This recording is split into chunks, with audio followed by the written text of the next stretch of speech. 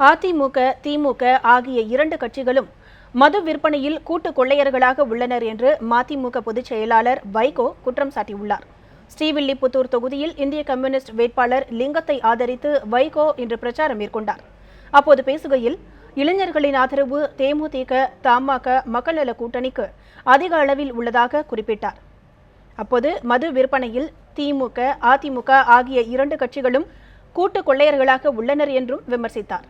தமிழகத்தில் இரு கட்சிகளும் மது விற்பனை மற்றும் ஊழலால் தமிழகத்தை நாசப்படுத்தி வருவதாகவும் வைகோ குற்றம் சாட்டினார். அதிமுக பாடுபட்டு ஒரு பச்சை குத்தி இருப்பான், அவன் மகனுக்கு வேலை காப்பான். பச்சை எல்லாம் குத்தி பிரயோஜனம் இல்லை, அதெல்லாம் எம்ஜிஆரோட முடிஞ்சு போச்சு. இப்ப 5 லட்சத்தை கொண்டா உனக்கு வேலை கொடுக்க இதான் நடக்கு. அதிமுக தொண்டர்களுக்கு சொல்றேன், உங்களுக்கும் ஆட்சி நடக்கல, கொள்ளையடிக்கிறதுக்கு ஆட்சி நடக்கு, தொண்டனுக்கும் ஆட்சி நடக்கல. திமுகவிலே தொண்டனுக்காக அவங்க ஆட்சி நடத்தல.